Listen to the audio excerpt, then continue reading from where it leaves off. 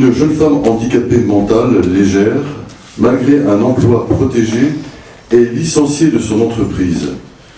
Son frère, toxicomane, se trouve en manque d'argent pour se fournir. Il décide de prostituer sa sœur dans son appartement. L'assistante sociale finit par réaliser la situation et la signale malgré les menaces du frère. J'appelle Anaïs Thierry.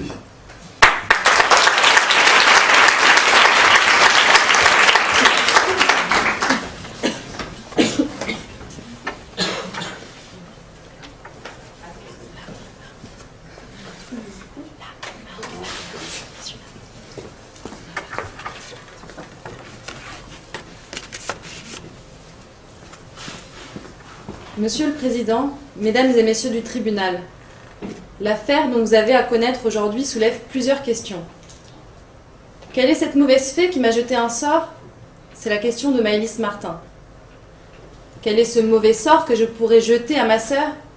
C'est la question de Benjamin Martin. Quel sort allez-vous réserver à Benjamin Martin? C'est la difficile question qui se pose à vous aujourd'hui.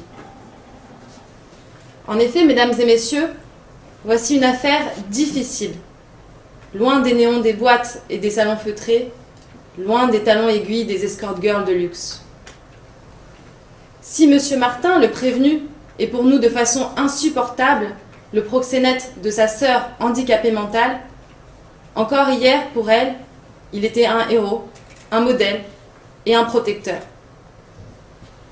Lorsqu'à l'école primaire, les enfants qui percevaient déjà la différence de Maëlys l'affublait de trisomique, de mongol, de débile mental, Benjamin était là.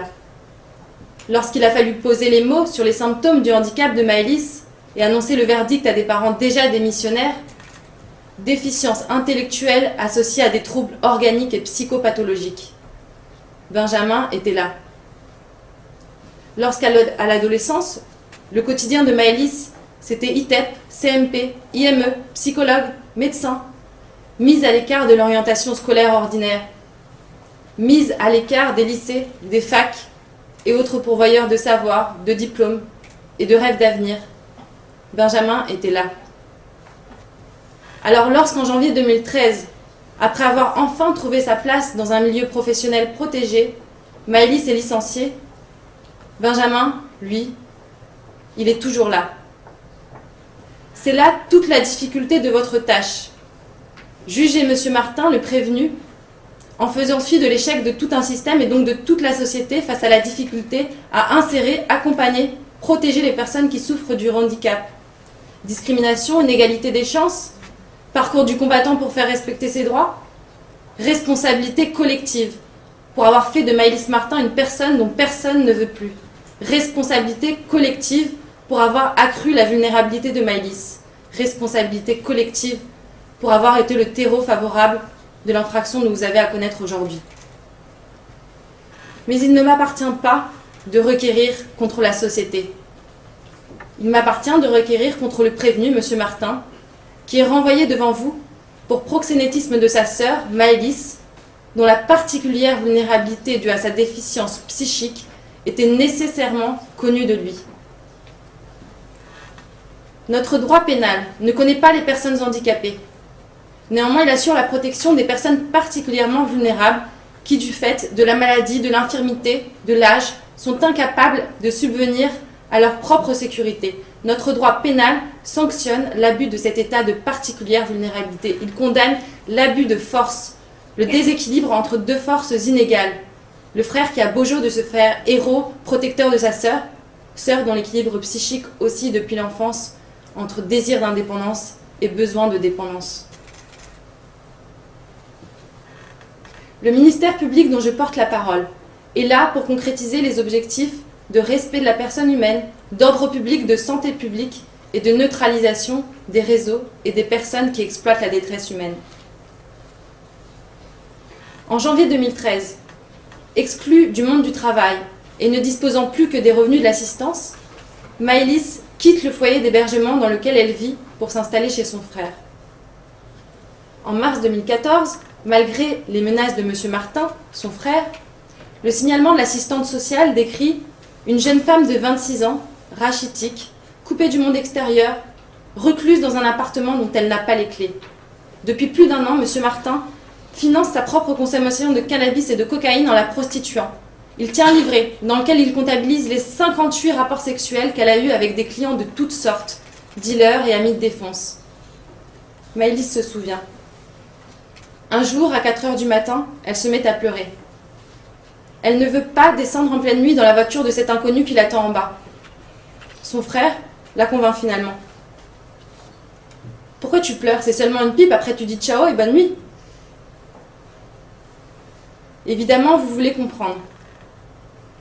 Ne vous attachez pas trop à cette question de pourquoi. Pourquoi? Parce qu'on ne sait pas. On ne sait pas pourquoi M. Martin commence à se droguer. On ne sait pas pourquoi M. Martin continue de se droguer. On ne sait pas ce qui, dans son parcours de vie, le fait basculer de la délinquance à la marginalité. 30 ans, chômeur, très certes encore enfantin. Monsieur Martin n'est pas cette personne particulièrement vulnérable protégée par la loi. Il n'est pas malade, il n'est pas irrémédiablement incapable d'assurer sa propre protection, lui.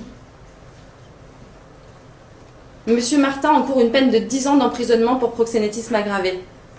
Son casier judiciaire, avec 4 petites mentions pour usage de stupéfiants, ne vous est pas d'un grand secours. De peine d'amende en peine de travail d'intérêt général, de peine de sursis simple en peine de sursis avec mise à l'épreuve, il n'est jamais passé par la case prison. Opter pour une peine d'emprisonnement ferme, c'est faire le grand écart.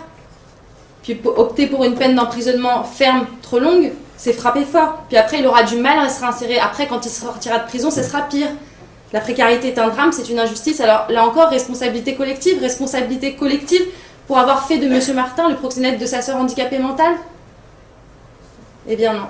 Le ministère public vous répond que la société a bon dos. Responsabilité pénale. Responsabilité pénale personnelle de M. Martin. Monsieur le Président, Mesdames et Messieurs, si vous avez le mal de mer, c'est que vous êtes allés au bout du raisonnement qui vous incombe.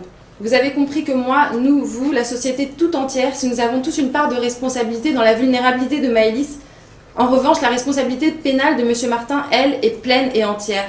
Toxico, héros, frérot, qu'importe. Ce qui importe, c'est le libre arbitre de l'homme, qui, à l'abri du regard social et institutionnel, abuse, humilie, maltraite, soumet. Ce qui importe, c'est le libre arbitre du frère, qui nie à sa sœur handicapée le droit à une vie sexuelle et affective, faite de désirs mutuels et de sentiments partagés. Pour lui, la famille n'a pas de sens, le handicap n'a ni sexe ni dignité. Habituée à acquiescer docilement et à se laisser porter, sous emprise psychologique de son frère, Maëlys n'a pas su dire non. Elle n'a pas su dire non à la commercialisation de son corps. En quête d'estime de soi et de normalité, sa détresse affective l'a conduite à accepter sans discernement des relations et des pratiques sexuelles dégradantes. Elle se sentait désirée, valorisée, aimée par son frère et par ses amants d'un soir, par son frère, qui pour lequel sa valeur n'était quelques euros, quelques grammes, bien vite dépensés, bien vite éjectés, bien vite partis en fumée. Monsieur Martin connaissait les risques. Combien de temps avant la grossesse non désirée? Combien de temps avant l'infection sexuellement transmissible? Combien de temps avant de retrouver Maëlys Martin en vente sur le Bon Coin, aux côtés des plantes, des objets, des meubles, des voitures de seconde main, dernier souffle de vie avant la décharge publique? Mesdames, Messieurs, l'éthique d'une société se mesure toujours à l'aune de la protection qu'elle offre, qu'elle accorde à ses membres les plus vulnérables. C'est pour ça que votre déclaration de culpabilité sera ferme. La peine d'emprisonnement que vous prononcerez sera ferme. Votre fermeté sera celle de toute la société qui, au travers de la justice, rappelle haut et fort les valeurs qui sont les nôtres. C'est pour cela que vous condamnerez M. Martin à une peine de 8 ans d'emprisonnement.